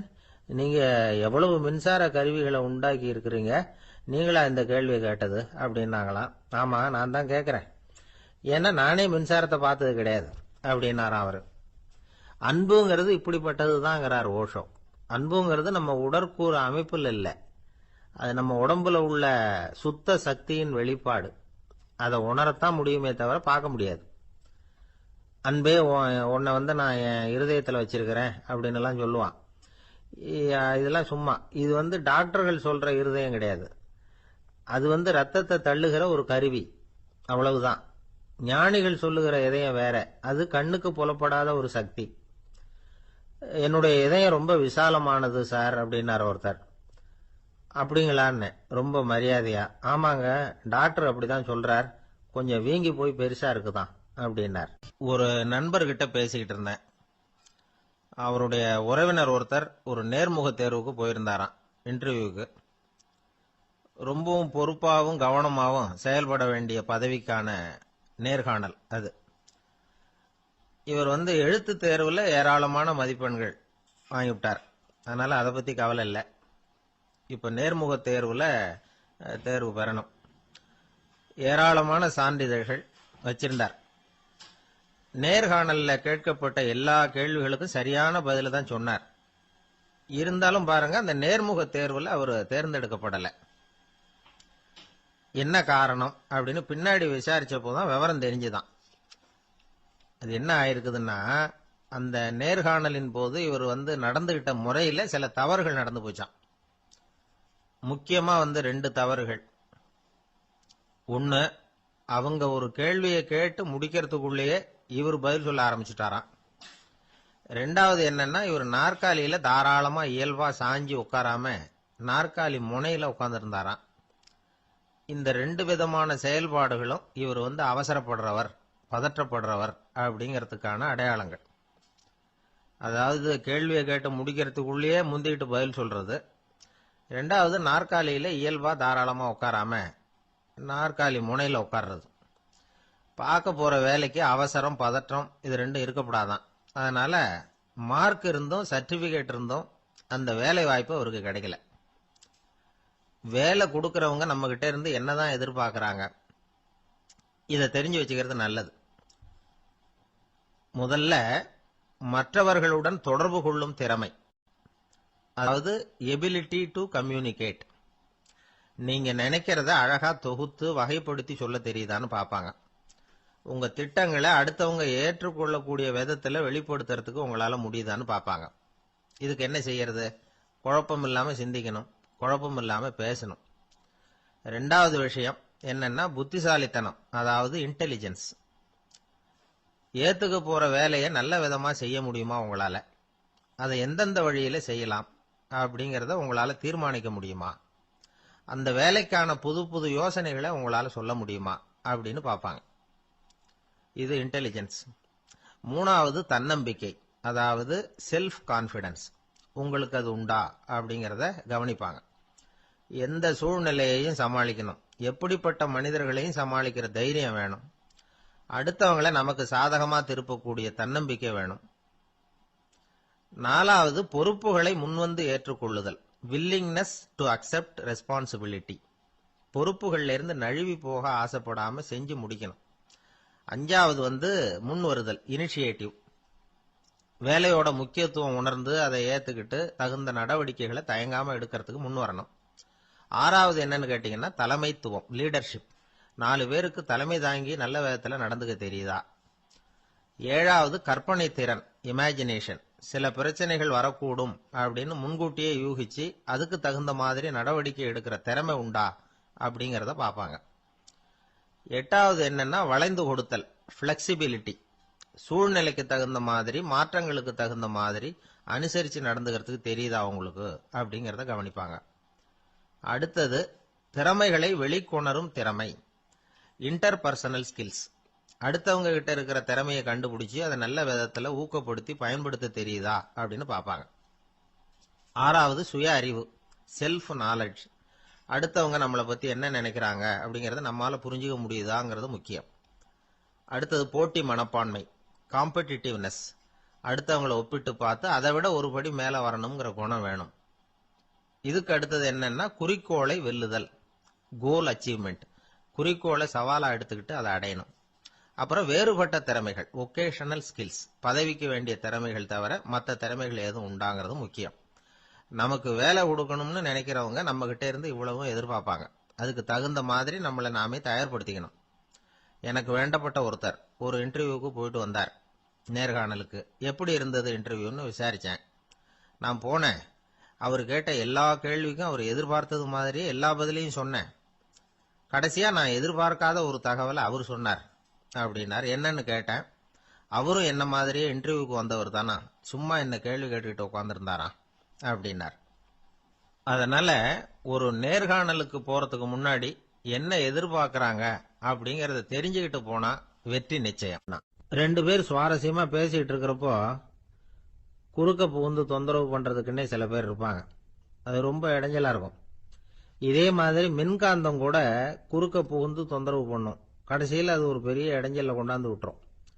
சில வீடுகளில் கேபிள் கனெக்ஷன் இல்லாம சில தனியார் டிவி காட்சிகள் தெரியும். அதுக்கு என்ன காரணம்னா இந்த மின்காந்த குறுக்கீடு தான் காரணம். இதைத்தான் சுருக்கமா EMI அப்படின்னு சொல்றாங்க, அதாவது எலக்ட்ரோ மேக்னெட்டிக் இன்டர்ஃபியரன்ஸ். இது ஏற்படக்கூடிய இடங்கள் எது எதுன்னு எடுத்துக்கிட்டா அது ஒரு பெரிய பட்டியலாவே போயிடும். இந்த EMI தொந்தரவு கேபிள் டிவியில மட்டும்தான் இல்ல, ராக்கெட் ஏவுதளத்தில் உள்ள ரேடார்கள், அங்க உள்ள சில சக்தி வாய்ந்த தொலைத்தொடர்பு சாதனங்கள், விமான தளங்கள்ல உள்ள ரேடார்கள், கப்பல் தளங்கள்ல பொருத்தப்பட்டிருக்கக்கூடிய சக்தி வாய்ந்த ஆண்டனாக்கள், இப்படி நிறைய சொல்லலாம். காவல் நிலையங்கள்ல பயன்படுத்தப்படுகிற வயர்லெஸ் தொடர்பு சாதனங்கள் கூட ஓரளவுக்கு இந்த மின்காந்த அலைகளை வெளியிடும். நம்ம வீட்டில் உட்காந்துக்கிட்டு ரேடியோ கேட்டுக்கிட்டு இருப்போம் அல்லது டிவி பார்த்துக்கிட்டு இருப்போம். அந்த சமயத்தில் பக்கத்து தெருவில் ஒரு மோட்டார் சைக்கிள் அல்லது காரு, குறிப்பாக பெட்ரோல் இன்ஜின், அது போறப்ப அதில் உள்ள மின்காந்த மின்கலத்தில் அதாவது மேக்னெட்டோ பேட்டரியில இருந்து வெளிப்படுகிற மின்காந்த அலை இங்க டிவியிலையும் ரேடியோவிலையும் கரகரப்பை உண்டு பண்ணும். சரி, இது பெருசா என்ன இடைஞ்சல உண்டு பண்ணிட போகுது அப்படின்னு நாம அலட்சியமா நினைக்கலாம். வயசானவங்களுக்கு மறதி நோயின்னு ஒன்று வரும்ல, அல்ஷமீர், அதாவது மூளையில உள்ள செல்கள் செயலிழந்து போயிடுறது. அது செய்ய வேண்டிய வேலையை மறந்துடும். மனைவியே எதிரில் நின்னா கூட உன்னை எங்கேயோ பார்த்தது மாதிரி தெரியுதே அப்படின்னு சொல்லிட்டு இருப்பாங்க. அப்படி ஒரு மறதி. இந்த விசித்திரமான நோய்க்கு இதுவரைக்கும் மருந்தே இல்லைன்னு வேற சொல்றாங்க. இந்த மைக்ரோ ஓவன் அப்படின்னு சொல்லக்கூடிய சமையல் அடுப்புகள் கூட மின்காந்த அலைகளை வெளியிடுது. சமயத்துல சில தொழிற்சாலைகள்ல கூட பெரிய விபத்துக்களை இந்த இஎம்ஐ உண்டு பண்ணிவிடும். இதை பத்தி தீவிரமா சிந்திக்க ஆரம்பிச்சதே ஒரு விபத்துக்கு பிறகுதான். அமெரிக்காவுக்கும் வியட்நாமுக்கும் இடையில போர் நடந்ததே, அந்த சமயம் அமெரிக்காவுக்கு சொந்தமான விமானம் தாங்கி கப்பல் ஒன்று வியட்நாமை தாக்கிறதுக்கு தயாரா ஏவுகணைகளோட கடல்ல நிறுத்தி வைக்கப்பட்டிருந்தது. தற்செயலா அந்த பகுதியில கப்பல் தொலைத்தொடர்பு பகுதிக்கு அருகில ஊடுருவிய இந்த சக்தி வாய்ந்த ரேடியோ அலைகள் ஏவுகணையில இருந்த மின்னணு சர்க்கியூட்டை பூர்த்தி செஞ்சு வச்சுட்டுது. அவ்வளவுதான், ஏவுகணை அங்கேயே வெடிச்சு செதறி போச்சு. 130 பேர் அந்த இடத்துலயே உடல் கருகி செத்து போட்டாங்க. ஏகப்பட்ட பொருள்கள் நாசம். இந்த விபத்துக்கான காரணம் என்னங்கிறத உடனடியா யாராலையும் கண்டுபிடிக்க முடியல. ரொம்பவும் கடுமையா முயற்சி பண்ணி கடைசியா கண்டுபிடிச்சாங்க, இது இந்த இஎம்ஐ வேலை தான் அப்படின்னு. மின்னணு தொலைபேசிகள் இருக்க, இதுல பேசும்பொழுது நம்ம காதை அதாவது செவியை ஊடுருவக்கூடிய மின்காந்த அலையானது மூளைக்கு போய் அங்க மூளை கட்டிகளை உருவாக்க ஊக்கம் கொடுக்குது அப்படின்னு வேற கண்டுபிடிச்சிருக்கிறாங்க. இந்த இஎம்ஐ ரொம்ப குறைஞ்ச மின்காந்த அழுத்தத்துல நமக்கு எந்த பாதிப்பையும் ஏற்படுத்துறதில்ல. மின்காந்த அலைகள் அழுத்தத்தோட இருக்கிற இடங்கள்ல ரொம்ப நேரம் இருந்தோம்னா நம்ம உடம்பின் வெப்பநிலை 2 டிகிரி செல்சியஸ் வரைக்கும் அதிகரிக்குதாம். அதனால வெப்பநிலையை சீராக்கிறதுக்கு இதய துடிப்பும் அதிகரிக்குது. இப்படிலாம் கண்டுபிடிச்சிருக்கிறாங்க. இப்பெல்லாம் இந்த மின்காந்த குறுக்கீடுகளை தடுக்கிறது எப்படி அப்படின்னு விஞ்ஞானிகள் யோசனை செய்ய ஆரம்பிச்சிருக்கிறாங்க. இந்த விஷயத்துல அலட்சியமா இருந்தோம்னா எதிர்காலத்துல நிறைய பேருக்கு இந்த ஞாபக மறதி நோய் வந்துடும். அப்புறம் அது ரொம்ப கஷ்டமா போயிடும்.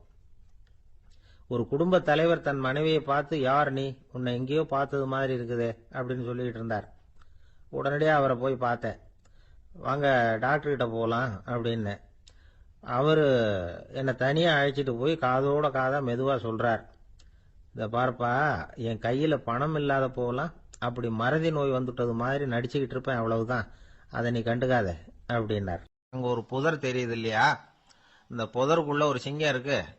அந்த பக்கமா நான் போறப்போ வர்றப்போலாம் அது என்கிட்ட ஒம்பு வளர்க்குது, தகராறு செய்யுது, என் மேல பாயுது, என்னை தாக்குது, ஏன்னு தெரியல அப்படின்னுது. இதை கேட்டதும் அந்த குரங்கு சொல்லிச்சு, இனிமே கவலைப்படாத, இந்த தடவை நான் உன்னை காப்பாத்துறேன்னுது. அதுக்கப்புறம் ஒரு நாள் அந்த குரங்கும் கழுதியும் அந்த புதர் பக்கமா போய்கிட்டு இருந்தாங்க. எதிர்பார்த்தது மாதிரியே நடந்தது. அந்த சிங்கம் எதிரில் வந்தது, கழுதியை பார்த்தது, உடனே அது மேல பாய ஆரம்பிச்சுட்டுது. அவ்வளவுதான். உடனே இந்த குரங்கு என்ன பண்ணுச்சு தெரியுமா, கிடுகிடுன்னு ஒரு மரத்து மேல ஏறி உட்காந்துக்கிட்டது. அங்க உட்காந்துக்கிட்டு கீழே அந்த கழுதையும் சிங்கமும் போடுற சண்டையை வேடிக்கை பார்க்க ஆரம்பிச்சுட்டுது. கொஞ்ச நேரம் கழிச்சு அடிபட்ட காயத்தோட அந்த கழுதை மெதுவா நடந்து வந்தது. குரங்கும் மெல்ல மரத்தை விட்டு கீழே இறங்குச்சு. இப்ப கழுதை கேட்டுது, என்னை காப்பாத்துறேன்னு சொல்லிவிட்டு காலவாரி விட்டுட்டியே, நீ பாட்டுக்கு மரத்து மேல ஏறி உட்காந்துக்கிட்டே, இது நியாயமானது. குரங்கு பரிதாபமா அதை பார்த்தது. நான் மரத்து மேல இருந்து நீங்க 2 பேரும் சண்டை போட்டதை பார்த்துக்கிட்டு தான் இருந்தேன். உன்னோட சத்தம் தான் அதிகமா இருந்தது, அது நீ சிரிக்கிற மாதிரி எனக்கு கேட்டுது, அதனால நீ தான் ஜெயிச்சுக்கிட்டு இருக்க போல இருக்கு அப்படின்னு நினைச்சுட்டேன். இன்னைக்கு பல பேர் இப்படிதான் இருக்கிறாங்களாம். யாரு ஜெயிக்கிறாங்க யாரு தோக்குறாங்கிறத முகத்தை பார்த்து கூட கண்டுபிடிக்க முடியறதில்ல. பேசுற பேச்சை வச்சு கூட கண்டுபிடிக்க முடியறதில்ல. தோற்கிறவங்க கூட சிரிக்கிற மாதிரி முகத்தை வச்சுக்கிறான். இன்றைய மனிதர்கள் கிட்ட ஏகப்பட்ட முரண்பாடுகள். பொய் முகங்களோட உலவுகிறவர்கள் தான் அதிகம். உண்மை முகம் எங்க இருக்கு அப்படிங்கறத புரிஞ்சுக்கிட்டு நண்பர்களை தேர்ந்தெடுக்கணும் அப்படிங்கிறது ஒரு முக்கியமான கருத்து. கடவுள் இந்த உலகத்தை படைச்சுட்டு அதுக்கப்புறமும் கொஞ்ச நாள் இங்கே தங்கி இருந்தாராம். அப்பதான் அவருக்கு ஒரு உண்மை புரிஞ்சுதான், இந்த உலகத்துல தங்கி இருக்கிறது எவ்வளவு இடைஞ்சல்னு. தினமும் மனிதர்கள் தேடி ஏதாவது புகார் சொல்லிக்கிட்டே இருந்தாங்களாம். எனக்கு அது வேணும் இது வேணும்னு கேட்டுக்கிட்டே இருந்தாங்களாம். சில பேர் வந்தாங்க, நாங்க விவசாயம் பண்றோம், தண்ணி இல்லாம பயிர் காயுது, எங்களுக்கு மழை வேணும் அப்படின்னாங்க. அவங்க போனதும் அதுக்கப்புறம் சில பேர் வந்தாங்க, நாங்க மண்பானை செய்யறவங்க நிறைய பானை செஞ்சு வச்சிருக்கிறோம், மழை பெஞ்சா எல்லாம் கரைஞ்சி வீணா போயிடும், அதனால இன்னைக்கு மழை பெய்யக்கூடாதுன்னாங்க. கடவுள் பார்த்தார், அவருக்கு என்ன பண்றதுன்னே தெரியல, ஏகப்பட்ட குழப்பம், தலையை பிச்சுக்கலாம் போல இருந்தது, கிட்டத்தட்ட பைத்தியம் முடிக்கிற அளவுக்கு ஆயிட்டுது. எல்லாருடைய ஆசைகளையும் அவரால் நிறைவேற்ற முடியல, ஏன்னா ஒண்ணுக்கு ஒண்ணு முரண்பாடா இருந்தது. ஒரு நாள் தன்னுடைய அமைச்சரவையை கூட்டி ஆலோசனை கேட்டார், என்ன செய்யலாம்னு சொல்லுங்கன்னார். இது என்ன பிரமாதம், பேசாம இமயமலை அடிவாரத்துல போய் உட்காந்துங்க, யாரும் தொந்தரவு பண்ண மாட்டாங்கன்னாங்க. அங்கேயும் மனிதர்கள் வர ஆரம்பிச்சிருவாங்களேன்னார் கடவுள். சரி அப்படின்னா சந்திரன்ல போயிருந்துக்கலாமேன்னாங்க. அங்கேயும் மனுஷன் குடி வர போறான் அப்படின்னார் கடவுள். வெகு தூரத்துக்கு அப்பால் உள்ள நட்சத்திர மண்டலத்துக்கு போயிடலான்னாங்க. இதெல்லாம் நிரந்தர தீர்வாகாது. நிரந்தரமா இந்த மனிதனுடைய தொல்லையிலிருந்து நான் விடுபடணும், அதுக்கு ஏதாவது வழி சொல்லுங்கன்னார் கடவுள். ஒரு வயசான ஆள் வந்தார். கடவுளுக்கு காதோட காதா ஒரு வழியை சொன்னார். கடவுளுக்கு முகம் மலர்ந்தது. அதுதான் சரி, அப்படியே செஞ்சுடலான்னார். அந்த ஆள் சொன்ன ரகசியம் என்ன தெரியுமா? மனிதனால அடைய முடியாத ஒரு இடம் இருக்கு, அது வேற எங்கேயும் இல்லை, அவனுக்கு உள்ளே இருக்குது. அங்க போய் மறைஞ்சுங்க, அதுக்கப்புறம் மனிதர்களால உங்களுக்கு தொந்தரவு இருக்காதுன்னார். மனிதன் நினைக்காத இடம் அதுதான். அதாவது உள்ளுக்குள்ள இருக்கிற உண்மையை புரிஞ்சுக்காம வெளியில எங்கேயோ அது இருக்கிறதாக நினைச்சு வரட்டிட்டு அலையறான் மனுஷன். உள்ளே இருக்கிற உண்மை புரிஞ்சா நாம தன்னம்பிக்கையோட தலை நிமிர்ந்து வாழலாம். வேடிக்கையா ஒரு கதை சொல்லுவாங்க. இதை பாருங்க, நம்ம பையன் எங்க பணம் வச்சாலும் எடுத்து விடுறான், என்ன பண்றதுன்னாங்க அம்மா. அப்பா கொஞ்ச நேரம் யோசனை பண்ணார். அதுக்கப்புறம் சொன்னார், அவன் கண்ணுல படாத இடமா நம்ம வீட்டில் இருக்கிறது ஒரே இடம் தான், அங்க பணத்தை வை திருட்டு போவாதுன்னார். அது எந்த இடம்னு கேட்டாங்க. அதுதான் அவன் பாட புஸ்தகம், அதுல வச்சிரு, அவன் தொடவே மாட்டான். பாட புத்தகத்தை தொடாம பரீட்சையில வெற்றி பெற முடியாது அப்படிங்கறத புரிஞ்சுக்கணும். உள்ளே இருக்கிற உண்மையை தொடாமல் வாழ்க்கையில வெற்றி பெற முடியாது. அதனால உண்மையை புரிஞ்சுக்கிட்டா வாழ்க்கையில வெற்றி நிச்சயம். இமயமலை அடிவாரத்துல ஒரு மடம். அங்க ஒரு சன்னியாசி இருந்தார். அவர்கிட்ட ஒருத்தர் வந்தார். சுவாமி, ஆசைய உதற நினைக்கிறேன், முடியல, ஊட்டிக்கிட்டே வருது அப்படின்னாராம். இப்படி உட்கார, ஒரு கதை சொல்றேன் அப்படின்னு சொல்லி அவர் சொல்ல ஆரம்பிச்சாராம். அவர் சொன்ன கதை என்னன்னா, ஒரு ஊர்ல ஒரு ஆள் இருந்தான். அவன் பேரு குப்புசாமி. அவன்கிட்ட எப்பவும் ஒரு பழைய தொப்பி இருக்கும், விடவே மாட்டான். அதனால அவனை எல்லாரும் தொப்பி சாமி அப்படின்னு தான் கூப்பிடுறது வழக்கம். ஒரு புது தொப்பி வாங்கிக்கப்படாதாப்பா அப்படின்னு நண்பர்கள்லாம் சொல்லி பார்த்தாங்க. பணத்துக்கு எங்க போவேன் அப்படின்னு விட்டானா. பணம் வச்சிருக்கான், செலவு பண்ண மனசு வரல, மகா கஞ்சன். பழைய பாட்டில்கள்லாம் வாங்கி வித்துக்கிட்டு இருந்தான். அப்படி ஒரு தடவை பழைய கண்ணாடி சாமான்களை ஏலத்தில் எடுத்தப்போ அதுல ஒரு அருமையான சென்ட் பாட்டில் கிடைச்சது. உடனே ஒரு ஐடியா பண்ணான். அந்த சென்ட்டை சின்ன சின்ன பாட்டில்கள்ல அடைச்சி ஜன்னல் ஓரமா அடுக்கி வச்சுட்டான். அதை வித்தா நிறைய பணம் கிடைக்குமே, அதனால. இதுக்கு இடையில ஒரு நாள் அவன் அப்படியே உட்காந்துருந்தான். அந்த நேரம் நண்பன் வந்தான். ஏண்டா, உன் பழைய தொப்பிய மாத்தப்படாதா, ஊர்ல எல்லாரும் கேலி பேசுறாங்களே உன்னை தொப்பி சாமின்னு அப்படின்னு சொல்லி கேட்டிருக்கான். இந்த சென்ட் பாட்டில் வித்ததும் பணம் வரும், அதுக்கப்புறம் பார்க்கலாம் அப்படின்னு நானா இவன். சரி வா, நீச்சல் குளத்துக்கு போயிட்டு வருவோம் அப்படின்னு கூப்பிட்டுருக்கான் நண்பன். 2 பேரும் போனாங்க. அதே நேரம் அந்த ஊர் நீதிபதியும் அங்க குளிக்க வந்தாராம். அவர்கிட்ட இருந்தது விலை வசந்த ஒரு புது தொப்பி. அதை அங்க இருந்த ஸ்டாண்ட்ல மாட்டிவிட்டு குளிக்க போனார். இதுக்கிடையில குப்புசாமி குளிச்சுட்டு வந்தான். அவனுடைய பழைய தொப்பியை காணல. அந்த புது தொப்பியை பார்த்தா இது நண்பனுடைய வேலை தான் அப்படிங்கறதாக புரிஞ்சுக்கிட்டு அதை எடுத்து மாட்டிட்டு வந்துட்டான்.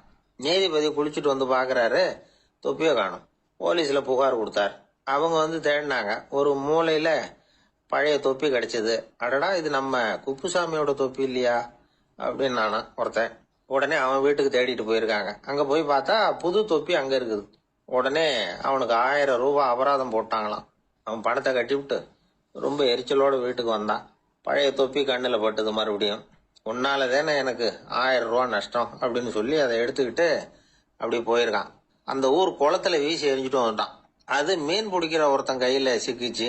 அவன் வர்ற வழியில அதை எடுத்து வேகமா வீசி எறிஞ்சான். அது நேரா குப்புசாமி வீட்டு ஜன்னல் வழியா உள்ள இந்த சென்ட் பாட்டில்கள் மேல விழுந்து எல்லாம் உடஞ்சி நொறுங்கி போச்சு. குப்புசாமி பார்த்தான். தோட்டத்துல ஆழமா ஒரு குழியை வெட்டினான். அந்த தொப்பியை போட்டான், மூடிவிட்டான். இதை அடுத்த வீட்டுக்காரன் பார்த்தான். ஏதோ புதையல் தான் வச்சிருக்கான் போல இருக்குன்னு நினைச்சான். போலீஸ்ல போய் புகார் கொடுத்துட்டான். மறுபடியும் போலீஸ் குழிய தோண்டினாங்க. பழைய தொப்பி மறுபடியும் வெளியில வந்தது. எல்லாரும் சிரிக்கிறாங்க. அன்னைக்கு ராத்திரியே அந்த தொப்பியை எடுத்துக்கிட்டு நேரா புறப்பட்டான். ஒரு கல்லுல அதை சேர்த்து கட்டி குடிநீர் தொட்டி இருக்கும்ல, அதுல போட்டுட்டு வந்துட்டான். இனிமே என்ன பண்ணும் பாப்போம்னு.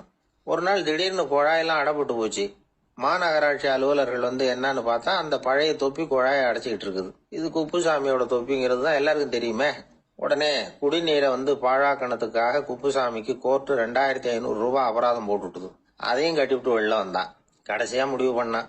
ஒரு நெருப்பு குச்சியை கிழிச்சான். தொப்பியை கொளுத்தினான். எரிஞ்சது. எடுத்து வெளில எரிஞ்சான்.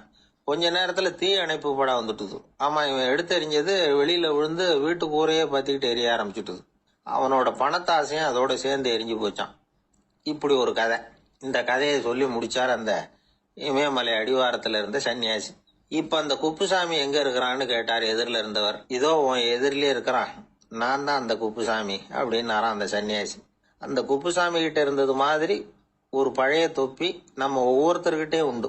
அதை எப்படி தொலைக்கிறதுன்னு தெரியாம தடுமாறிக்கிட்டு இருக்கிறோம். அது என்ன தொப்பிங்கிறீங்களா? அதுதான் நம்மை சூழ்ந்திருக்கிற மாயை அப்படிங்கிறார் சுவாமி சின்மயானந்தர். மெய்ஞானம் கிடைக்கிறப்போ மாயை எரிஞ்சு போகும் அப்படிங்கிறது அவருடைய கருத்து. நம்மால் ஒருத்தர் வேகமா ஓடி வந்தார். காலில் மாட்டியிருந்த பழைய செருப்பு ரெண்டையும் ஆவேசமா தூக்கி ஒரு கிணத்துல போட்டுட்டு வெறுங்காலோட நடந்து வந்துகிட்டு இருக்கிறார். ஏன் அப்படி பண்ணீங்க அப்படின்னு கேட்டோம். அந்த செருப்புக்கு சொந்தக்காரன் பின்னாடி வந்துகிட்டு இருக்கிறான், அதனால அப்படி பண்ணேன் அப்படிங்கிறார் இவர். ஒரு ஆளு ராமகிருஷ்ணரை தேடி வந்தான். அவன் கையில 1000 பொற்காசுகள் வச்சிருந்தான். அதை அவர்கிட்ட கொடுத்து இதை ஏத்துக்கணும் அப்படின்னு ரொம்ப பணிவா கேட்டுக்கிட்டான். அவரு பார்த்தார், இது எனக்கு தேவையில்லை, ஆனாலும் உன்னுடைய மனசை புண்படுத்துறதுக்கு நான் விரும்பலை, அதனால நீ கொடுக்கறத வாங்கிக்கிறேன்னார். வாங்கிக்கிட்டார். அப்புறம் கேட்டார், இதை பாரு, இனிமே இதெல்லாம் என்னுடைய இது தானே அப்படின்னார். ஆமாம், அதையெல்லாம் நான் உங்களுக்கே கொடுத்துட்டேன். அவன், சரி, இப்போ நீ எனக்காக ஒரு காரியம் பண்ணணும்னார். என்ன செய்யணும்னு சொல்லுங்கன்னா, இந்த நாணயங்களையெல்லாம் எடுத்துக்கிட்டு போய் கங்கை நதியில் எரிஞ்சுட்டு வா அப்படின்னார். இவனுக்கு அதிர்ச்சியாக போச்சு. என்ன பண்ணுறது? இனிமேல் அது முடியாதுன்னு சொல்ல முடியாது. ஏன்னா அந்த நாணயங்களையெல்லாம் அவருக்கே கொடுத்துட்டான். இனிமேல் அதெல்லாம் இவனுடையது இல்லை. பேசாமல் அவ்வளவையும் அள்ளிக்கிட்டு ஆத்தங்கரைக்கு போனான். போனவன் ரொம்ப நேரம் திரும்பியே வரல. ராமகிருஷ்ணருக்கு சந்தேகம், என்ன ஆச்சு அந்த மனுஷனுக்கு? காசுகளோட அந்த கங்கையில் குதிச்சுட்டானா? போகும்பொழுதே ஒரு மாதிரியாக தான் போனான். போய் என்னன்னு பார்த்துட்டு வாங்க அப்படின்னார்.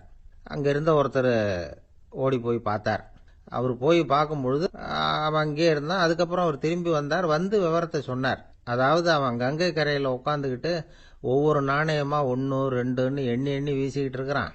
அவனை சுற்றி ஒரு கும்பல் நின்றுக்கிட்டு அவனை தடுத்துக்கிட்டு இருக்குது அப்படின்னு விவரத்தை சொன்னார் போயிட்டு வந்தவர். இதை கேட்டதும் ராமகிருஷ்ணரே புறப்பட்டு அங்கே போனாராம். என்ன இப்படி பண்ணிட்டு இருக்கிற? நான் உன்னை அந்த நாணயங்களை கங்கையில் வீசி எறிய சொன்னேன், நீ ஏன் அதை எண்ணிக்கிட்டு இருக்கிற அப்படின்னார். பழக்கம்தான் காரணம். நான் ஒவ்வொரு நாளும் ஒவ்வொன்றா சேமித்து வச்சேன். இன்னைக்கு என்கிட்ட நிறைய இருக்குது. உங்களுக்கு ஒரு 1000 நாணயங்களை கொடுக்கணுங்கிறது என்னோட ஆசை அப்படின்னா. இப்போ ராமகிருஷ்ணர் சொன்னார், ஒரே நேரத்தில் எல்லாத்தையும் சம்பாதிச்சிருந்தா நீ எண்ணுறது பொருத்தமாக இருக்கும். எல்லாத்தையும் இழக்கும்போது ஒவ்வொன்றா எண்ணிக்கிட்டு இழக்கிறதுங்கிறது சரியான செயல் இல்லை. அதனால் ஒரே தடவையாக எல்லாத்தையும் தூக்கி எறிஞ்சிடும் அப்படின்னார். இது இழப்பது அப்படிங்கிற ஒரு உயர்ந்த நிலை. இதை நாம் யதார்த்த வாழ்க்கையில் சம்பந்தப்படுத்தி பார்த்து குழப்பிக்கிட்டு இருக்கக்கூடாது. இழக்கிறேன்னு சொல்லிக்கிட்டு இருக்கிற காசையெல்லாம் ஆற்றுலையும் குளத்துலையும் கொண்டு போய் எரிஞ்சிட்டு வாங்க அப்படின்னு உபதேசம் பண்ணுறதாக யாரும் நினச்சிடக்கூடாது. இதில் நாம் புரிஞ்சிக்க வேண்டியது என்னென்னா, எதையாவது ஒன்றை இன்னொருத்தருக்கு கொடுக்கணும் அப்படின்னு விருப்பப்பட்டால் அதை மனப்பூர்வமாக கொடுத்துடணும். கொடுத்துட்டு அதையே நினச்சிக்கிட்டு இருக்கக்கூடாது. நம்மால் ஒருத்தர் ஒரு 100 ரூபாய் நோட்டை தன்னுடைய நண்பர் ஒருத்தர்கிட்ட கொடுத்து, இது உனக்கு தான் வச்சுக்கோ அப்படின்னார். அவர் பார்த்தார், இது இனிமேல் எனக்கு தானே சொந்தம் அப்படின்னார். ஆமான்னார் அவர். அப்படின்னா எனக்காக நீ ஒரு உதவி செய்யணும்னார். சொல்லுங்க, செய்கிறேன்னார் அவர். இந்த 100 ரூபாய் நோட்டை தீ வச்சு கொளுத்தி விடுனார். இவர் அதிர்ச்சியாகி அவரை பார்த்தார். இப்போ அவர் சொன்னார், நீ எனக்கு அன்பா கொடுத்தது இது. இந்த நோட்டு கள்ள நோட்டுங்கிறது எனக்கு முன்னாடியே தெரியும். சீக்கிரம் கொளுத்தி விடு, அதுதான் நம்ம 2 பேருக்குமே நல்லது அப்படின்னாராம் அவர். ஐயா, என்னுடைய நூல் வெளியீட்டு விழாவுக்கு அவசியம் நீங்க வரணும் அப்படின்னு கூப்பிட்டார் ஒருத்தர். எப்போ வரணும்னு கேட்டேன். அடுத்த வாரம்னார். சரி, புத்தகம் தயாராகிட்டுதா அப்படின்னு. நாளைக்கு தான் அச்சிக்க கொடுக்க போறேன்னார். என்னங்க இது, புத்தகம் அச்சிடுறதுக்கு முன்னாடியே அழைப்புதழை அச்சடிச்சு விட்டீங்களே அப்படின்னு கேட்டேன். அதனால என்னங்க, அந்த காலம் மாதிரியா போடலாம். அச்சுக்கலை எவ்வளவோ முன்னேறியாச்சுங்க. Linotype, monotype, phototype, laser, இப்படி என்னென்னமோ வந்தாச்சு. இன்னைக்கு கொடுத்தா நாளைக்கே புத்தகம் தயார் அப்படின்னார். இப்படி இந்த அளவுக்கு முன்னேறி இருக்கிற இந்த அச்சுக்கலை ஆரம்பத்தில் எப்படி இருந்தது தெரியுமா? அந்த காலத்தில் காகிதம்னா என்னன்னே தெரியாது. அப்படி ஒன்று கண்டுபிடிக்கப்படவே இல்லை. அப்போல்லாம் எதையாவது ஒன்று எழுதணும்னா அதுக்கு ஆட்டு தோலை தான் பயன்படுத்தி இருக்கிறாங்க. கண்ணுக்குட்டி தோல் கூட அதுக்கு உபயோகப்பட்டு தான். ஐரோப்பாவில் இருந்த பாதிரியார்கள் தோலில் எழுதப்பட்ட புத்தகத்தை தயாரிக்கிறதுல ரொம்ப கெட்டிக்காரங்களாம். எகிப்து, அப்புறம் மத்திய தரைக்கடல் ஓரத்தில் உள்ள நாடுகள், இங்கெல்லாம் தோல் தான் எழுது பொருளாக பயன்பட்டு வந்திருக்குது. ஆனால் நம்ம நாட்டில் ஓலைச்சுவடிகளை எழுத்துக்கு பயன்படுத்தி இருக்கிறாங்க. எழுதுறதுக்கு தோலை பயன்படுத்தினவங்க பிறகு பேப்பரைஸ் அப்படிங்கிற கோரை புல்லை அதுக்கு பயன்படுத்தினாங்களாம். இதெல்லாம் அப்படி கொஞ்சம் கொஞ்சமாக கண்டுபிடிச்சிட்டு வந்திருக்கிறாங்க. அந்த புல்லை வந்து கச்சிதமாக நறுக்க வேண்டியது, நல்லா பதப்படுத்த வேண்டியது, அதுக்கப்புறம் அதில் எழுத வேண்டியது, அவ்வளவுதான். பேப்பருங்கிற சொல்லே இந்த பேப்பைரஸ் அப்படிங்கிறதுலேருந்து வந்தது தான். அதுக்கப்புறம் தான் காகிதம் வந்தது. இதை முதல்ல சீன நாட்டில் தான் கண்டுபிடிச்சாங்க. அது வந்த பிறகு அச்சு எந்திரம் கண்டுபிடிக்க வேண்டிய அவசியம் ஏற்பட்டது. அதை கண்டுபிடிச்சவர் ஜெர்மானிய அறிவியல் அறிஞர் ஜான் கூட்டன்பர்க். அச்சு கலைக்கு அடித்தளம் அமைச்சவர் அவர் தான். ஜெர்மனியில் மெயின்ஸ் அப்படிங்கிற ஊரில் 1399 பிறந்தார். அவரோட மாமன் ஒருத்தர் உலோக வேலையில் வல்லவர். அவர்கிட்ட இந்த வேலையை கற்றுக்கிட்டார். அதோட வைர கற்களை வந்து பட்டை தீட்டுறதுலையும் ரொம்ப தேர்ச்சி பெற்றிருந்தார். இளம் வயசுலேயே சும்மா இருக்க மாட்டாராம். எதை செஞ்சாலும் அதை திறமையாக செய்வாராம். அவர் தான் முதல்ல மர அச்சு எழுத்துக்களை உருவாக்கினார். அது மேலே மை தடவி பிரதிகள் எடுத்தார். அதுக்கப்புறம் உலோக எழுத்துக்கள், முதல்ல காரியம், அப்புறம் இரும்பு, அப்புறம் கலப்பு உலோகம். பிறகு அச்சடிக்கிறதுக்கு எந்திரம் ஒன்றையும் உருவாக்கினார். முதல்ல பைபிள் அச்சடித்தார். 1468 அவர் இறந்து போனார். 16ஆம் நூற்றாண்டில் மேலை நாடுகளிலிருந்து மர எழுத்துக்களை கொண்டுகிட்டு வந்து தமிழ்நாட்டில் கிறிஸ்தவ நூல்களை அச்சிட்டாங்க. அப்பெல்லாம் வந்து அச்சகங்கள் வந்து போதிய அளவுக்கு இங்கே இல்லை. அதுக்கு என்ன காரணம்னா, இந்தியர்கள் வந்து அச்சகங்களை நடத்தக்கூடாது அப்படின்னு சட்டம். 1835 வரைக்கும் அந்த சட்டம் வந்து நடைமுறையில் இருந்தது. இந்த நிலைமையில் அங்கேயும் இங்கேயுமா 1-2 அச்சகங்கள் ஆரம்பமாச்சு. 1713 தரங்கம்பாடியில் லூத்தரன் மிஷன் அச்சகம், அதே ஆண்டில் சென்னையில் SPCK அச்சகம். இது ரெண்டும் தான் இந்தியாவில் முதல்ல தொடங்கப்பட்ட அச்சகங்கள். ஆட்டுத்தோல்லையும் ஓலைச்சுவடியிலையும் எழுதப்பட்ட எழுத்துக்கள் இன்னைக்கு எங்கேயோ போயிடுது. ஆனால் நம்ம ஊரில் எழுத்தாளர்கள் நிலைமை தான் ஒன்றும் சொல்லிக்கிறது மாதிரி